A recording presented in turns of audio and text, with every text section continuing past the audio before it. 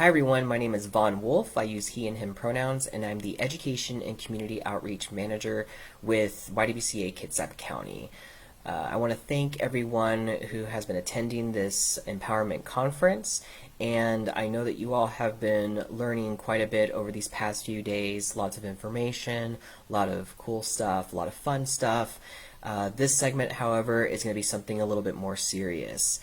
So I want to start off by saying that YWCA is on a mission to eliminate racism, empower women, and promote peace, justice, freedom, and dignity for all. A large portion of what we do is provide life-saving services to individuals, children, and youth, and families experiencing domestic violence. As you know, the Stay Healthy, Stay Home order is in place to keep us safe from COVID-19, but those who experience abuse in their homes may be at higher risk at this time because everyone's out of school and parents are possibly working from home or even are out of work, which can add to the stress and tension in families. You've probably learned about healthy relationships and anti-bullying in school, but what do you do when you're stuck at home with unhealthy dynamics? What can you do if you, your sibling, your friend, or your parent is being controlled or hurt? If it is going on in your home, I want to talk to you about how you can protect yourself and things that you can do.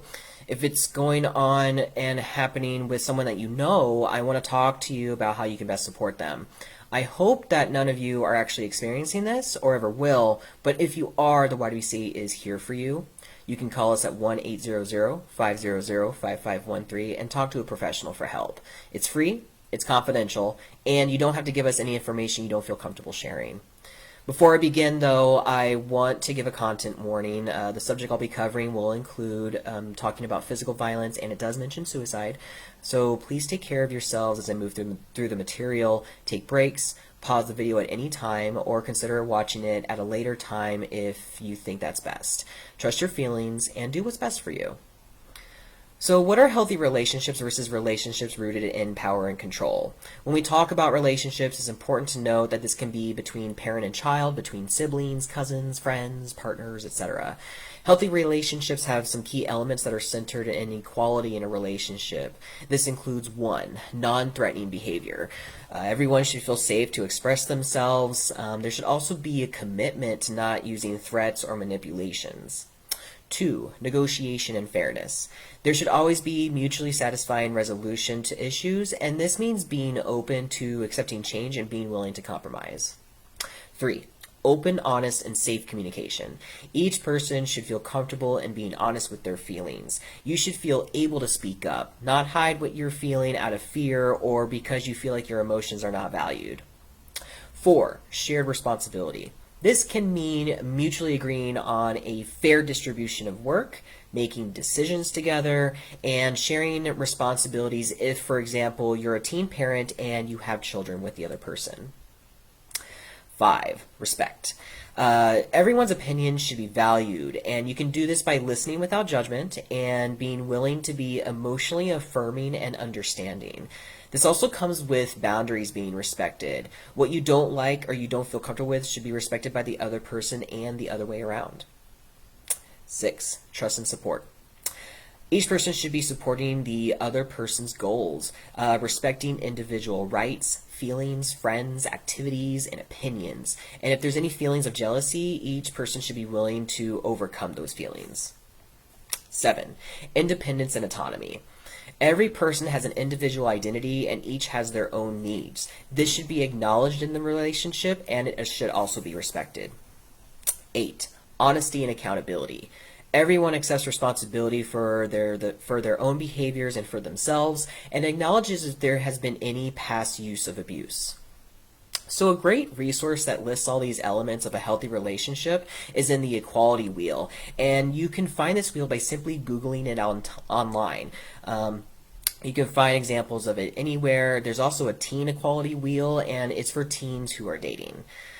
So when I talk about abuse, I'm not just talking about physical abuse. There's emotional abuse, there's verbal abuse. These relationships are where someone is using their power to control another person. In fact, domestic violence is defined by the YWCA as someone exerting their power over another to control them in a household. Domestic violence can exist between parents and children, between siblings, friends, roommates, dating partners, and married couples. These elements of power and control also exist in what we define as bullying behaviors. Again, I want to offer a content warning on the material because it's about physical violence and it does mention suicide. So relationships rooted in power and control use 1, intimidation. This is making someone feel afraid by using looks, actions, gestures, smashing things, destroying property, abusing pets, and displaying weapons. 2, emotional abuse. This is where someone is putting someone else down, making someone feel bad about the situation or themselves, name-calling, humiliating someone, or making someone feel guilty. 3, isolation.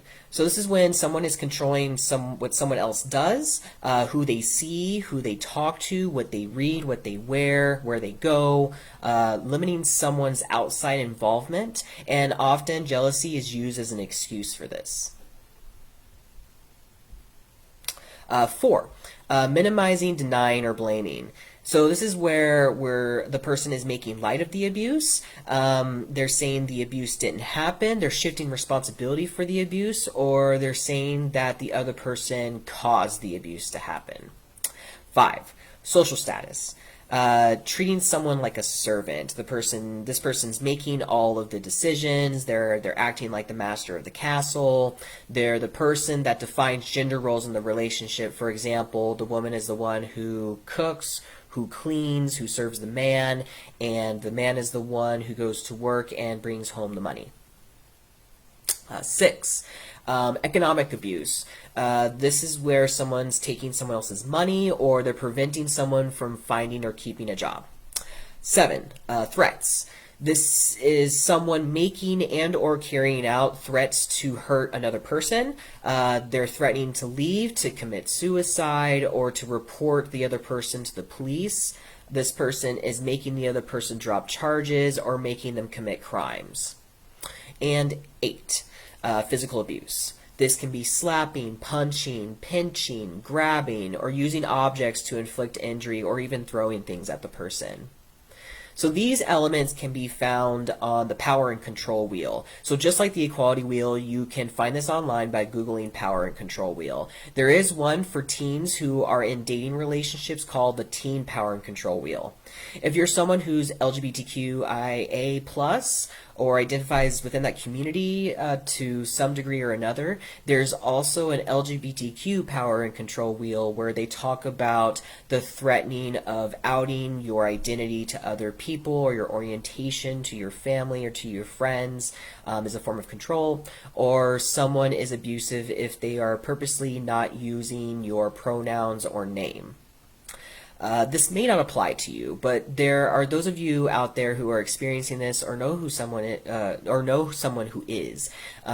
Studies suggest that 15.5 million children witness domestic violence annually, and over 46 million children experience trauma and violence annually. So to give an understanding of how much that is, it's more than the population of Florida, New York, and Wisconsin combined. So that's a huge number of young people who are experiencing violence in their homes. So why does this happen?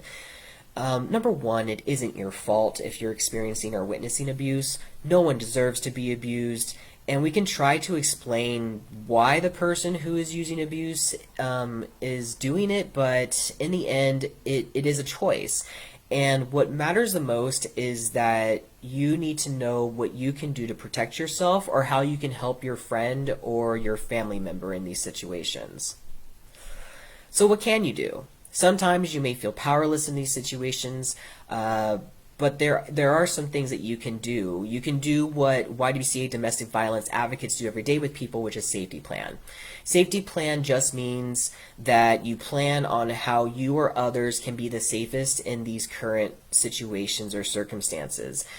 It's always best to plan with the professionals, and you can do this by calling us at 1-800-500-5513, or you can text us at 360-277-7607 for those of you who aren't able to call. Our lines are confidential. You don't need to tell us who you are. You just need to tell us what you need help with, whether it's for yourself, your friend, your family member, or just someone else who maybe you're just concerned about. However, we know that with people stuck at home right now, you may not be able to reach us. So let's talk about what you can do instead. I'm going to give another content warning because the stuff is heavy and it can be pretty scary to talk about. Please take care of yourselves as we go through this. For some of you, this may be very, very real, and for others, it might be a complete surprise that we are suggesting some of these things.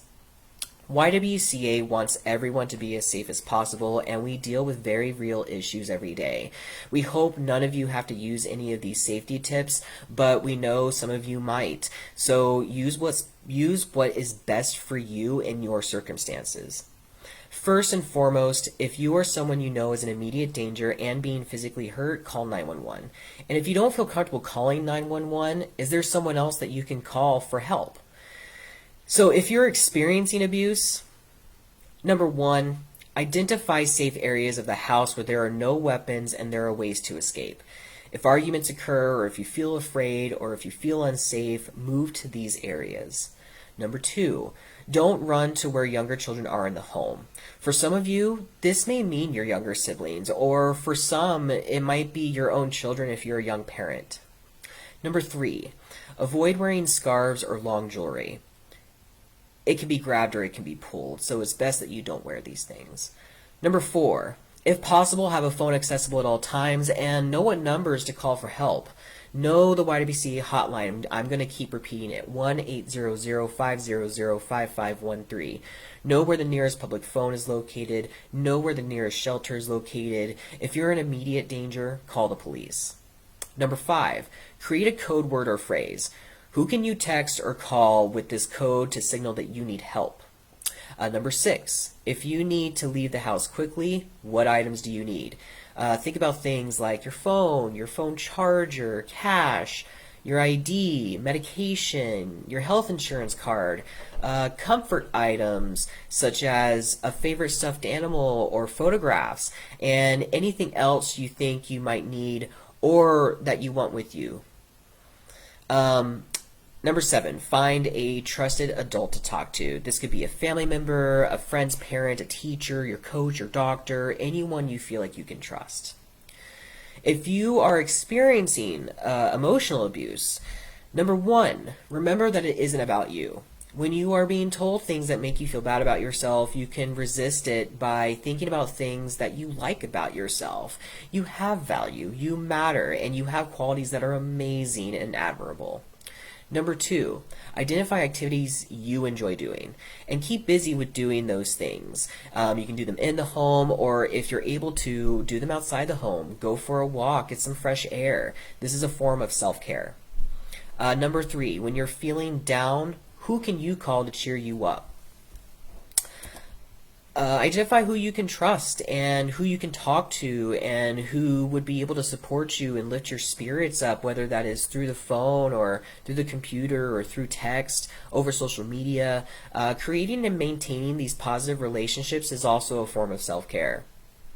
No one deserves to be abused. Remember, it's never your fault. You may feel love for this person, whether they are a family member or someone you're dating. You may feel guilt, anger, frustration, resentment, embarrassment, shame, and still care about them. These dynamics are created and controlled by the person wielding power. When those we love choose these unhealthy behaviors, they can confuse us because we love them. So identify a safe friend or adult to talk to about your feelings. You can also keep your feelings in a private journal. If you're witnessing physical abuse in the home, number one, never get involved in the violence. Number two, identify a safe room for you to go to, and go there if arguments start to occur or if you feel afraid. Number three, if possible, have a phone accessible at all times and know what numbers to call for help. Again, know our YWCA hotline, 1-800-500-5513. Know where the nearest public phone is located. Number four, create a code word or phrase. Who can you call or text for help? Number five, Offer loving support to the person being abused. It's hard to know what to do in these kinds of circumstances, but what helps the most is when someone has support. You can remind your parent or your family member that you love them, that you care about them, and that you are concerned for them. Tell them that they don't deserve to be treated badly. Number 6, safety plan with them. Work with them to create a safer situation in the home. What should they do? What should you do? What should any other children in the home do? Number 7, find a trusted adult to talk to. This could be a family member, friends, parent, teacher, coach, doctor, again, anyone that you feel like you can trust. What is happening is not your fault, and it's not the victim's fault either. Everyone is responsible for their own behaviors. Again, feelings of anger, resentment, frustration, embarrassment, shame, guilt, and confusion is normal. You can love someone who is abusive. You can be angry at someone who is being abused. Identify a safe friend or adult to talk to about your feelings. You can keep a private journal to write your feelings down in as well. If you are witnessing or are aware of abuse in others' dynamics, number 1, don't be afraid to reach out. Check in on your friend or your family member. Tell them that you love them and that you care about them. Number 2, be supportive and listen patiently. Acknowledge your feelings and be respectful of their decisions. Number 3, help your friend recognize that the abuse is not normal and know it's not their fault. Everyone deserves a healthy, nonviolent relationship. Number 4, focus on your friend or family member, not the abusive partner. Even if your loved one stays with their partner, or if the abusive party is a sibling and another sibling and they don't do anything about it, it's important that they still feel comfortable talking to you about it. Number 5, help them develop a safety plan. What can they do in their situation to be safer? Number 6, even when you feel like there's nothing you can do, don't forget that by being supportive and caring, you're already doing so much. 7, don't contact their abuser or publicly post negative things about them online. It'll only worsen the situation for that person. 8, most of all, take care of yourself. Supporting someone in an unhealthy dynamic can be exhausting and can deplete your energy. It's important that you practice self-care. Make sure that you make time to do things that you enjoy doing, like reading a book, or going for a walk, or playing with your pets, or taking a nap. Keep the door open for your loved ones so that they can continue to keep communication with you, but be ready to put up those boundaries in case it becomes overwhelming. Telling them that you'll get back to them when you're ready is enough. I want to reiterate, watching your parent, your sibling, your friend, anyone that you love deal with an abusive relationship is extremely tough, and it can cause a range of emotions like resentment, guilt, fear, embarrassment, shame, and anger. Having these feelings of love and attachment to our parents is very normal, even if one parent is abusive in some way. These emotions existing all at once can cause a lot of confusion, a lot of frustration. If you're feeling this way, it's important to understand that it is normal and it is valid. If safe, write these emotions down in a journal. And if you feel comfortable, share them with a trusted friend or adult. Visit Washington State Coalition Against Domestic Violence at WSCADV.org to access the Friends and Family Guide. This guide provides tools on how you can support someone you love who is experiencing abuse. The site also has a ton of other resources for you to go through. Loveisrespect.org is also a great place to access all types of resources for teens. You can visit our website at YWCAKitsap.org for additional information. You can also like and follow us on Facebook. Just search YWCA Kitsap County. You can find us on Instagram at YWCA Kitsap County and on Twitter at YWCA_Kitsap. The YWCA 24-hour hotline is 1-800-500-5513. The YWCA 24-hour text line is 1-360-277-7607, just in case you can't call. I want to end today with a self-care exercise. I covered a lot of heavy stuff, and it's good to release a lot of the tension that may have built up. This is something that you can do at home anytime that you feel like you need to relax. Maybe if your parents are yelling and you need something to focus on, or you need to get away for a moment, this is a great way to do just that. So I want you to get into a comfortable position, sitting or laying down, whatever is most comfortable for you. I like to prop myself up with a pillow to get the most out of this relaxation exercise. And what we're going to do is we're going to relax our body, and we're going to start by doing the 4-7-8 breathing exercise. So that's breathing in for 4 seconds, holding it for 7 seconds, and breathing out for 8 seconds. So we're going to close our eyes, and we're going to start breathing in 4 seconds. Hold for 7 seconds. Out for 8 seconds.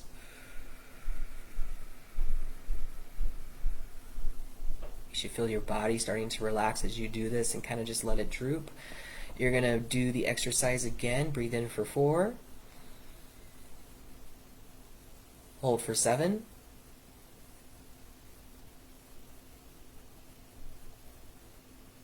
Breathe out for 8.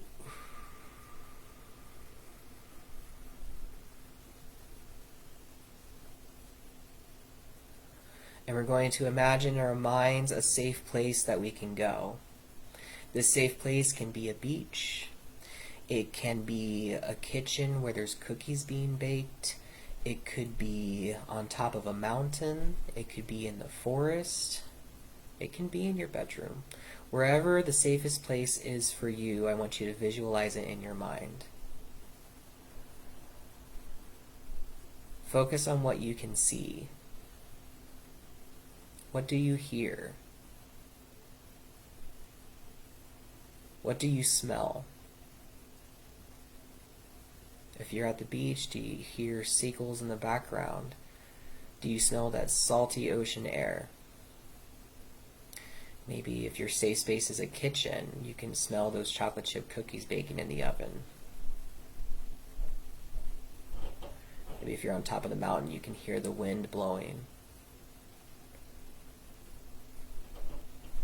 Breathe in for 4 seconds. Hold for 7. Breathe out for 8.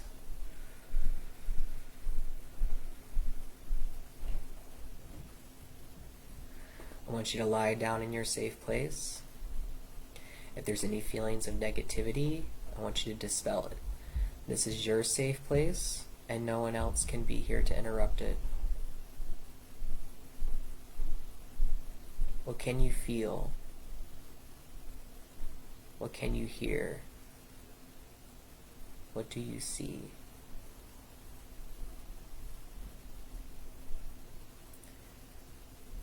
Remember that this is your safe place, and you can stay here for as long as you want, and you can come back at any time.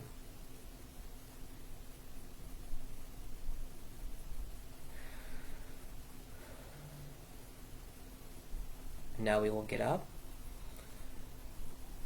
and we're going to return from the path in which we came in. Taking one more breath in, 4 seconds. Hold for 7.